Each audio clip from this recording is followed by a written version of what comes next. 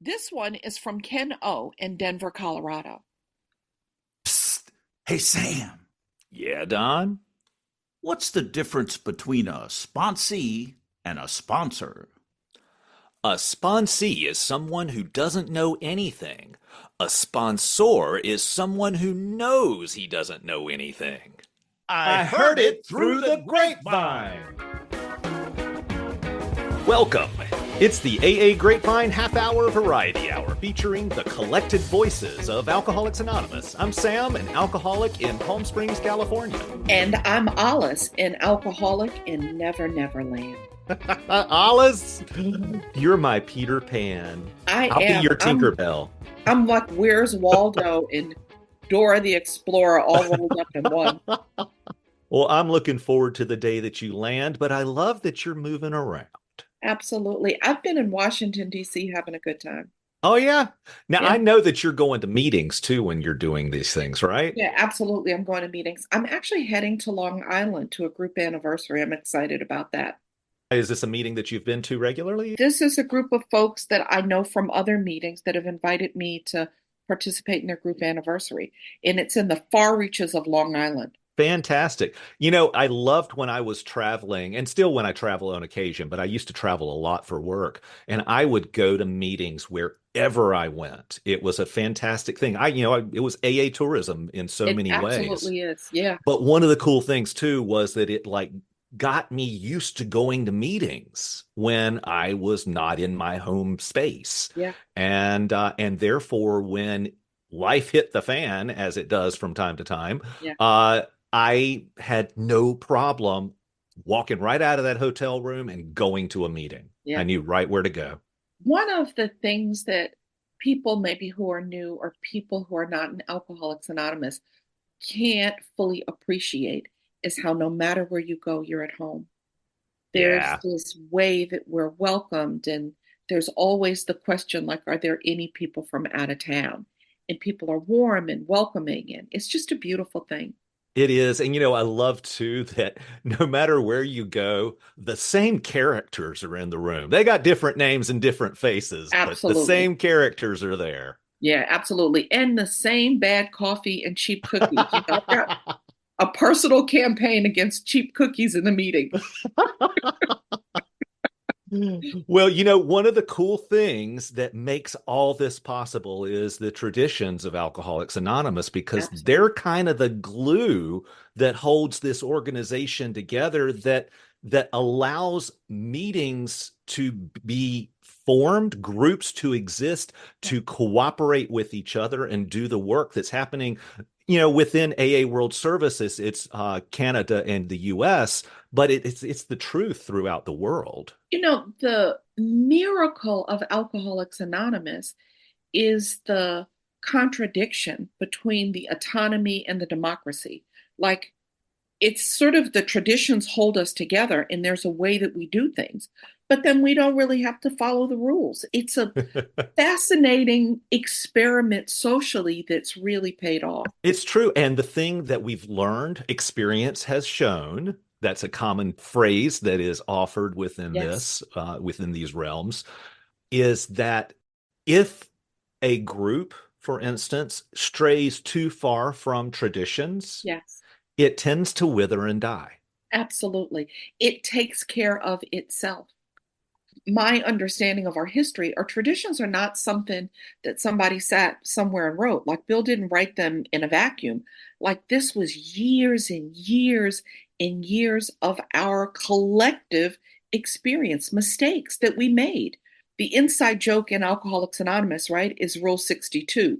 Like, don't take yourself too seriously, because you can think that you're running the show. And what always happens is that it doesn't end well for us. It's so true. Well, we've got some guests on the show today who have some experience with all of this as well. I'm excited about today. And I feel like we've got big shots with us today. In Alcoholics Anonymous, we'd say there's no such thing, but wait till you hear who we have. Today, we've got two guests. We've got Don M. in Greensboro, North Carolina. Wait, what? Yeah, we've got Don as a guest. Oh, okay. And Chris C. from Ossining, New York, just outside the walls of Sing Sing. That's a prison, y'all. Chris is the publisher of the Grapevine magazine. This sounds interesting. We wanted to get all four of us together to talk about some questions that have come to us from our listeners. They're challenging topics, and we thought that it might be useful to explore how we think about it and how, as special workers, we use the traditions to really guide our conduct, to guide our thinking, to guide our work. We're going to get a group conscience. And after that, we'll have a little bit of a newcomers meeting. We have a question from Robin B. in rainy Seattle.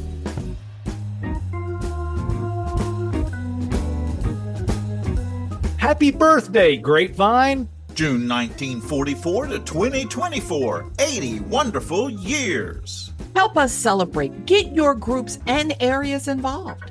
Tell everyone about our exciting new app. And subscribe to the app. Send us your story. Hold a Grapevine workshop. Become a Grapevine rep. Get your group or district to hold a Grapevine event. Use grapevines in your AA meeting. Give your sponsee or a newcomer a Grapevine subscription. Tell people about this podcast. Send us a beautiful photo for our Instagram account. Join our Carry the Message project. Get your group to support Grapevine. Oh, yeah. Yeah.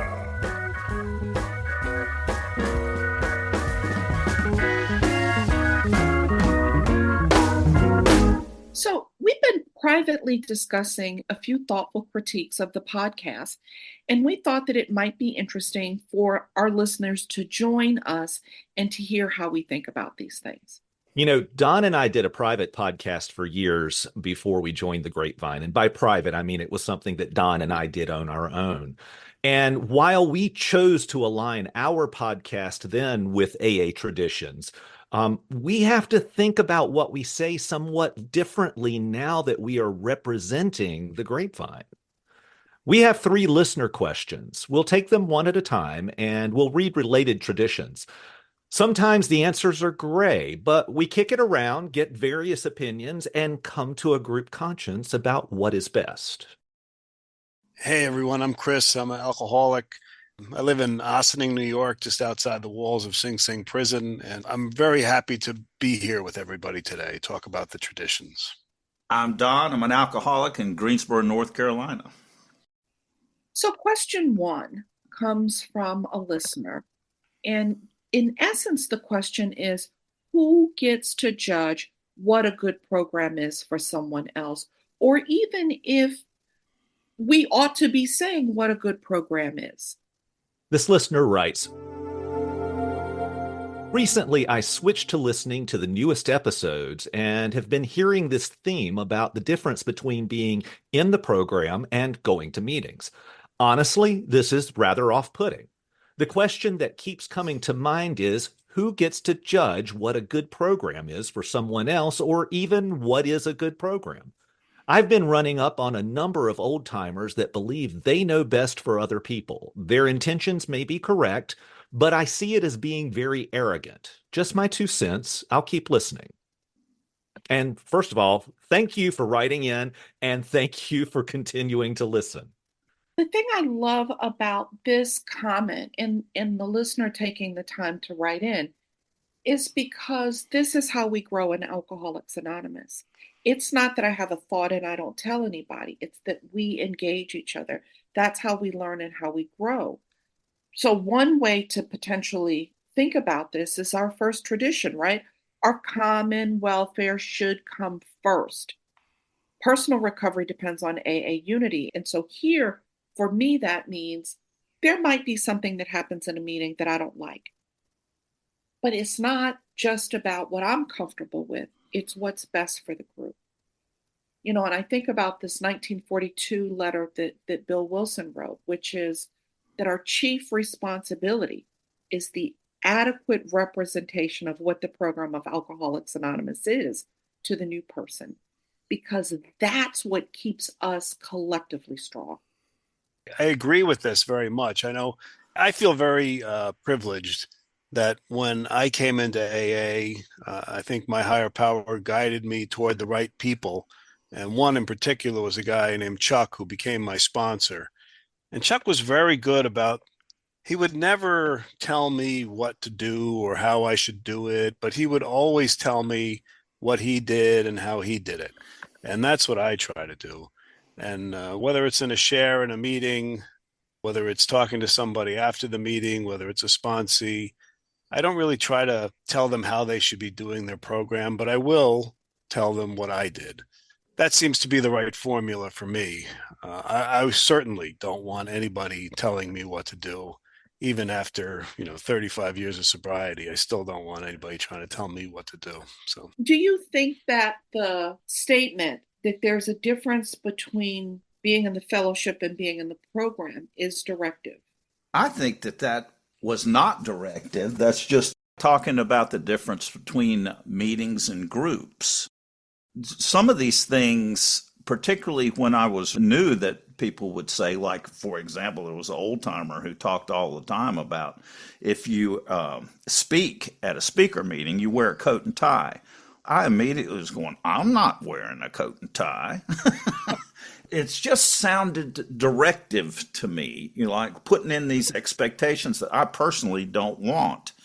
So, there is this thing of come to AA and take what you need and leave the rest. The only problem is that am I leaving the things that I really need to do to stay sober? And am I running the risk of drinking again because I'm not willing to do? When I hear you talking about being all in or coming in and sitting down all the way, what I hear is making a commitment to sobriety and just surrendering completely to sobriety and doing all the parts of AA. There's a phrase that has popped into my mind several times in this conversation already. And when I would go for walks when I lived in Greensboro, North Carolina, I would walk past this sign and it said, in essentials, unity, in non essentials, liberty, in all things, love. And I love that. Mm-hmm. A young person that was in my YP home group that I had never heard this, but it just like cut through it all. It's hard to stay sober on coffee and fellowship. Mm-hmm. Yeah. And that's true. The fellowship is incredibly important.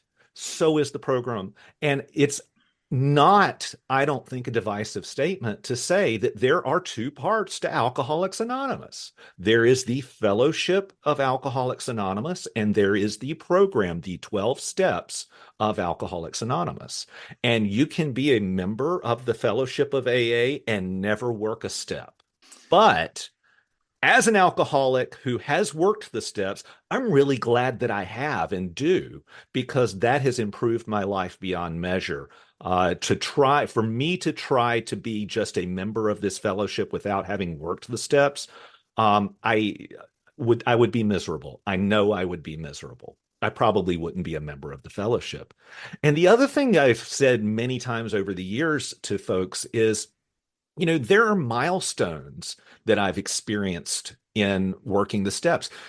When you work that first fourth step, you have hit a milestone. You do that fourth and fifth step, you have achieved a milestone in AA that a lot of people never will, because they won't do that. So you have joined a subset of people within AA who have worked fourth and fifth steps, and then you continue down the line and you do this. You join smaller and smaller groups of peoples who have done these various things that some people will never do. And like taking a service position, then that puts you in another category. A smaller category. The Small. thing that is interesting to me about this, and as I'm listening, I realize that what comes up for me is one of the conversations is, why aren't we growing as a fellowship? Why aren't our numbers increasing? And the sort of discussion out there about like Alcoholics Anonymous doesn't work, right? Well, maybe it doesn't work because you're not doing the program of Alcoholics Anonymous, right? And what is the program of Alcoholics Anonymous? I think it's the three legacies. It's I'm in unity, right? I understand the traditions. I'm applying them in the group and in my life. There's the concepts of service, and I'm thinking about how I'm in general service or how I use those and even in my own life, but absolutely the steps. And if I'm not doing that, I'm probably not going to be as free, as happy and joyous as I could be. And do the people who have gone into the smaller groups, right? The I'm here and I did the steps and I understand the tradition and I understand the concepts. Do we have any responsibility to say to the people who are new and coming in, hey, it's not just coffee, it's not just meetings. There's this other thing, and this other thing is powerful and transformational. And is that a judgment of a person's program, or is that information about what's available? And it feels blurry to me because I absolutely feel like I'm evangelizing about what the program of Alcoholics Anonymous is, which isn't intended as a judgment of anybody's personal walk, but to be like, hey, let me shine the light. There's something else over here. But I really want to be sensitive to how that can sound if it's new information or if you're not interested in that level of work. Traditional 11 is our public relations policy is based on attraction rather than promotion. And one of the questions in the Grapevine checklist about the traditions is, do I sometimes promote AA so fanatically that I make it seem unattractive? And our listener mentioned that it was off-putting. So maybe that was the response for the listener. I don't know. But that is something that we are conscious about, that we're not too adamant. And one thing that Sam and I have learned is not to make statements that are absolutes. These are all things that we have to be conscious of. But at the same time, we have to express our experience. We got 3 co-hosts here with different experiences. And part of getting all the guests and different guests that we get is to get all the different voices of AA. Yep. And there's no meeting of Alcoholics Anonymous that I've been to that's been around for a long time that doesn't have a crotchety old timer. And sometimes I guess I am that old timer at the back by the coffee pot, right? Yeah. When I got here in 87, people were saying much harsher things than we say now, right? Shut up and sit down and take the cotton out of your ears and put it in your mouth. And like, you don't hear that as much anymore. But this, this comment, like I've been running into a number of old timers and they believe they know what's best for other people. And I think it is a really delicate balance. How am I attractive? Because I'm living a certain way, but I'm not delivering the message in a way that people are off-put by. Chris, you look like you want to jump in here. For me anyway, I would definitely share about some of the experiences I've had over the decades. I've waxed and waned as far as Alcoholics Anonymous, where there were periods where, especially in the beginning, where I was deeply involved in everything in the group, doing service in the group, calling a sponsor from the group every day, working the steps with my sponsor, hanging out with other alcoholics after the meetings. And then there were other times where I was between sponsors and I was going to the meeting, but I was showing up at 1 minute of and leaving at 1 minute after and hanging out in the back and not being involved. And I could see a big difference. And I've had to pull myself back into the program many times where I've start volunteering to do something, making coffee or leading a meeting or opening the church or whatever it might be. I've had to do that a lot over the years. And I'm always, without a doubt, when I'm working the steps with another person, when I'm doing service in the group, I always feel better. I always function better. I've always had more serenity. So if I can share something like that in a meeting when I hear somebody struggling without like directly confronting them about it, maybe that's a good way to do it too, is to let them know where we've been. So let's move on to question number 2. Is sharing a meeting login for a private group on the podcast promoting this specific gathering meeting over others? The email we received on this says,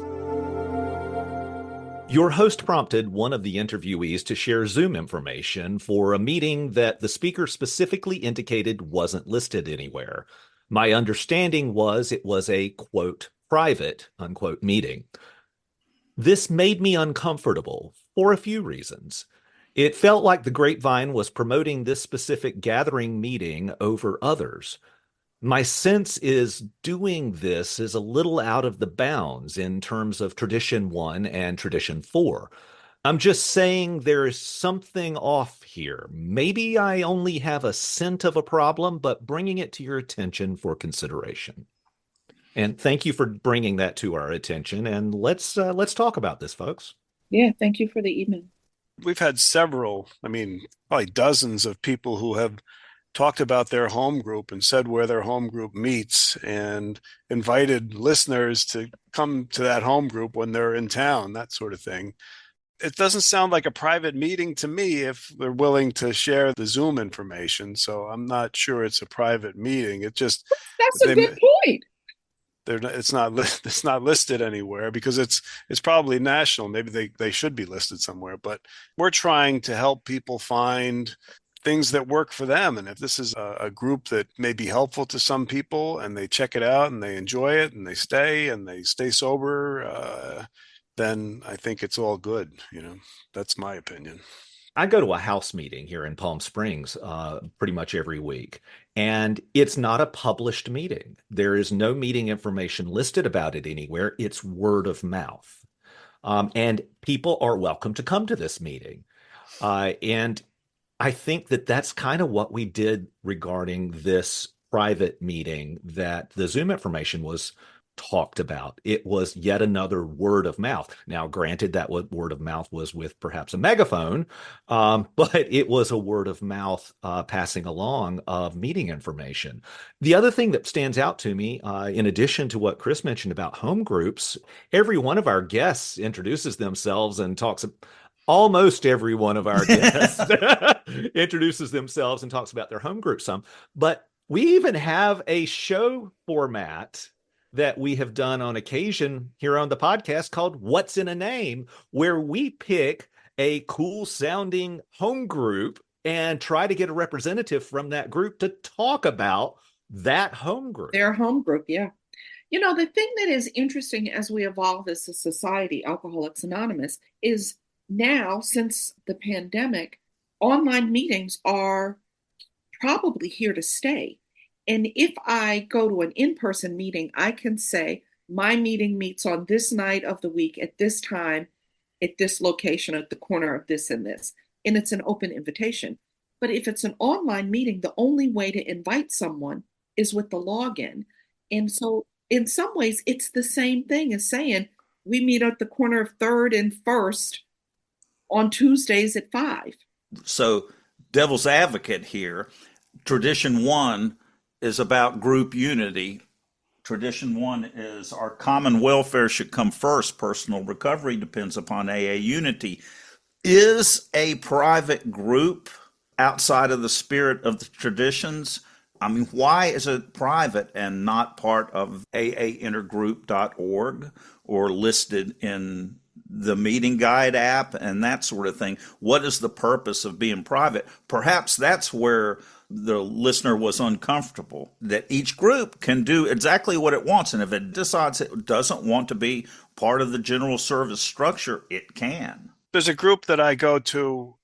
We would never call ourselves an AA group, although we are all AA members. It's like 4 or 5 guys get together the second Wednesday of every month. We get some food from the Greek restaurant next door, and we sit and talk for a couple hours. And it's not AA because although a lot of AA topics come up and a lot of discussion of sobriety, but there's a lot of crosstalk and challenges and a lot of much more interaction. It's more of a conversation. We would never call ourselves an AA group. My opinion is if it's not open to any AA member, then it really isn't a AA group per se. I want to go back to Chris's brilliant earlier point, which is if you're offering the log on the podcast, it's not a private meeting. It's open to anyone that wants to come. Ironically, the meeting that this comment is about is a big book workshop that's very much grounded in Alcoholics Anonymous. But I do think that it's such a brilliant sort of provocation for us so that we can begin to think about what's private, what's unlisted, what's open to the public, so that we can be careful about not being seen as promoting anything. And I don't think inviting people and promoting people are the same thing, but I think it's healthy for us to make sure. And I'd like to wrap up this topic with one more thought on it that we could have done it differently. We could have asked the host of this meeting, is there a way for people to contact you to get information about joining this meeting? Yes. We talk about these things behind the scenes too, after the fact. When we got this email, we talked about this of, well, how could we have done this differently? And that may well be what we do when we do, if we encounter another situation like this. Mm. All right, let's move on to question number 3. Having AA celebrities on the podcast. This one is fascinating to me, right? Because I don't think that you can be famous in an anonymous program, but absolutely, I do understand the spirit of that, because some Alcoholics Anonymous members are speakers at conferences and are on the what is often called the AA circuit. So Tradition 3 comes to mind, and Tradition 3 is the only requirement for AA membership is a desire to stop drinking. And one of the things that I think holds us together is that there's no big I in we. Like, it's we. Yeah, it's about eligibility and tolerance for anyone who has a desire to stop. In the Grapevine Traditions checklist for Tradition 3, it states, am I overly impressed by a celebrity, by a doctor, a clergyman, an ex-convict, or can I just treat this new member simply and naturally as one more sick human like the rest of us? So someone who is an AA member who surrendered, who has worked the program and can talk about it really well, that's the type of people who become circuit speakers, who get asked to speak. What is a circuit speaker? Someone who gets asked to speak again and again and again. And one of the drawbacks of people who tell their story like that all the time is they can't get it down pat and have a rote story. We're doing an interview, so we're very conscious that we want to make a personal connection. We want to hear from everybody. We've had 140 shows, and maybe 20 of them have been people who have been in the AA service structure, and 119 have been just normal, everyday people from AA, everyday members, and one circuit speaker. We've had a couple. We probably need a few more circuit speakers to balance things out a little bit. One of the things that springs up for me, like I immediately thought of things I've read that Bill Wilson talked about, which is when you get put in this category, like up on the pedestal in AA, that then you get in some ways denied exactly what is life-saving for you, which is to be a member of Alcoholics Anonymous. And if you still have a desire to stop drinking, whether you're invited to speak a lot or not, and there are lots of AA speakers that speak a lot that don't have a can talk, like to shun them, and shun might be too harsh a word, but to exclude them from our listener base feels counterproductive to me. Like, we want it to be really the collected voices, and they're a part of AA, and how unfair both to the listener base to not have them, but also to them to say the penalty for being a great speaker is that we don't think it's appropriate to have you. I have a little bit of celebrity in AA in some way too. It's not always the best thing, because I think sometimes in the back of my mind, I've got to be on all the time. I've got to be perfect. I've got to be a good example when I could be a complete mess inside. Yeah. And really what I need to do is share honestly about what's going on with me. And I have to be very careful about always doing that. I don't know if that's related to this at all, but it is. I think it hugely is. And I think it's, Don and I have had conversations about this several times over the past couple years. And I talked with my service sponsor at the very beginning of doing this podcast that there is an awareness of ego that I need to be mindful of, first of all, that my voice is more and more recognizable. While I am still relatively anonymous within the fellowship as to who Sam is that's doing this podcast, I can walk into tons of AA meetings and introduce myself as Sam. I'm an alcoholic, and hardly anyone, if anyone at all, will know that I'm that podcast Sam. And I'm grateful for that because I don't want to be in that position where I have to be a representative of the grapevine wherever I am in AA, because I'm Sam and I'm an alcoholic and I have my good days and my bad days. Just like Chris was saying, sometimes I'm a mess.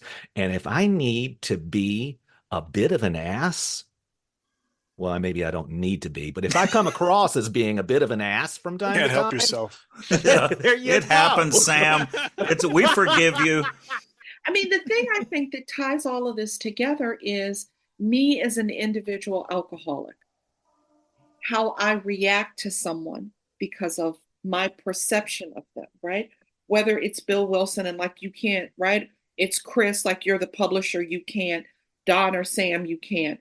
Or, I think that this letter came in because of the interview we did with Ronald and Ralph W. And I've been, I'm born and raised in New York. I've been in a number of meetings in New York where movie stars were in the meeting. And they're just another drunk trying to get sober. And I think when we react to people differently, we deny them their full humanity. We deny them the opportunity to show up and just be whoever they are that day.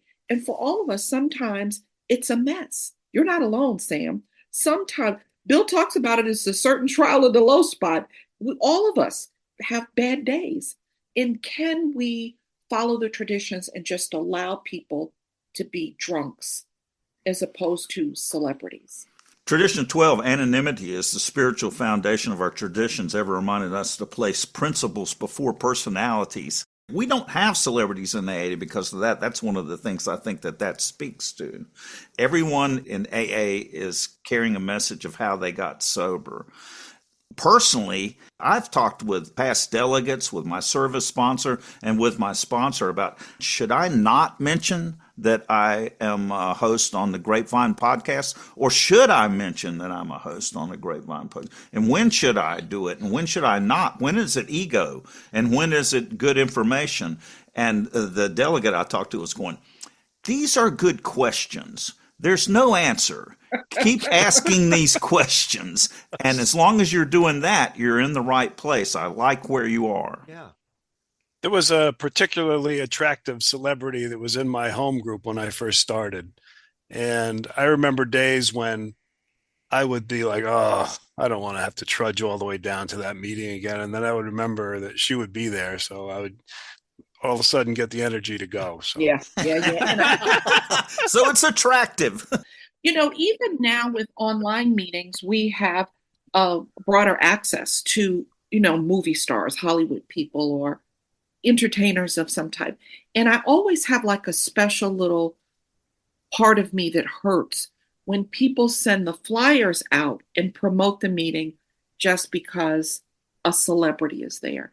And again, I think that my job as a member of Alcoholics Anonymous is to give people a chance to just be who they are. But we're human. And so I love that this came up because it gives us a chance to think about in our own experiences how we deal with it, how we struggle with it.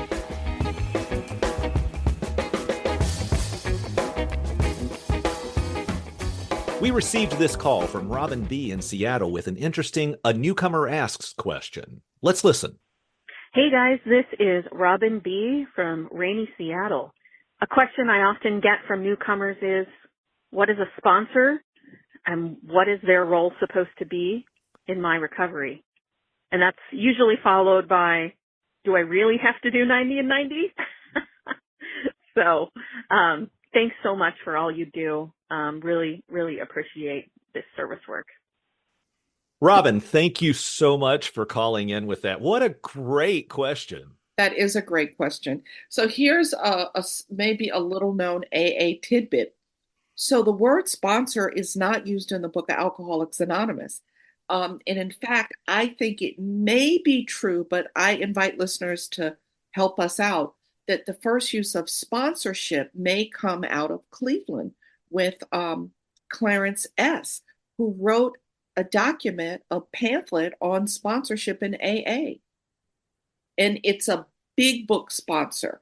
A person who takes you through the book of Alcoholics Anonymous is the way he defines sponsorship. I can tell you what my sponsor did for me. First off, he helped me find meetings besides our home group. So my first group was the NYU group in Greenwich Village in New York City. And he helped me to find other meetings in the neighborhood and other meetings in New York that were reachable. And that was the first thing. And then, of course, we went through the steps together, one at a time with the big book. And he was also somebody who I talked to almost every day, especially in the beginning. I remember early on calling him up and asking him if I was allowed to go to a step meeting, because I didn't know what a step meeting was. And he explained what a step meeting was and said that I could go to any meeting, anytime.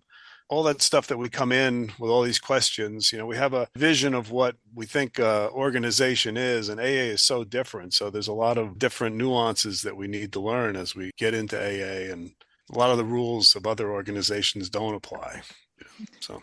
Absolutely. I remember in Greensboro, where I got sober, in Greensboro, North Carolina, the temporary sponsor was a thing that was offered during a lot of meetings. And my understanding of what a temporary sponsor is that person who's kind of like your guide in those early days of AA, of, this is what this type of meeting is. Here are some good meetings to go to. Check in with me every day type of thing. We'll see you at this meeting. Let me introduce you to this person, that kind of stuff. And then I got a sponsor, and it took me a while to get one, but I got a sponsor that her job was to take me through, as we were discussing earlier in the show, the program of Alcoholics Anonymous. She took me through the steps, and that was because she had worked the steps with a sponsor and therefore had experience doing it. And I think that is one of the clearest definitions I've heard of what sponsorship is taking a person through the steps that you have worked yourself.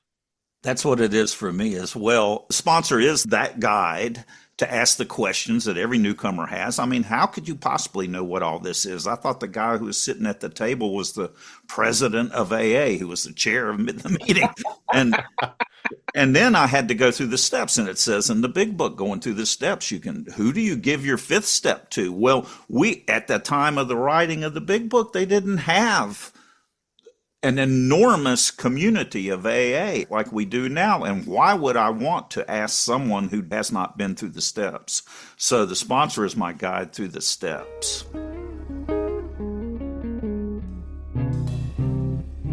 Folks, let's help out like Robin did and email or call in with a few questions.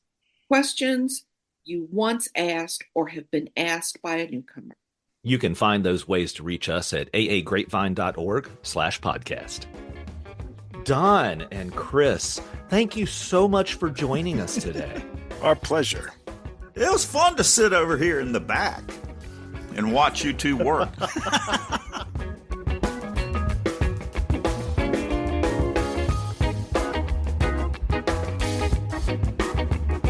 Thank you to everyone who supports this podcast with a subscription to the Grapevine magazine in print or in the Grapevine app. Your support makes the half-hour variety hour possible. I'm at the very wit's end. Cuckoo. I'm the best actress in the world. Yeah? I have a part in everything.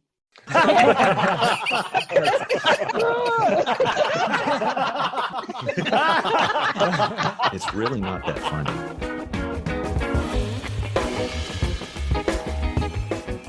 Thanks for joining us. The AA Grapevine Half Hour Variety Hour is posted every Monday and is produced by AA Grapevine Inc. We don't speak for AA as a whole. We share the experience, strength, and hope of members to help others recover from alcoholism. Podcast info, including how to call in, is at aagrapevine.org/podcast. Search AA Grapevine in the App Store on your phone or find AA Grapevine on Instagram and YouTube. All things Grapevine are available at aagrapevine.org. If you want to know more about AA, search online for Alcoholics Anonymous in your city or visit aa.org. That was freaking amazing.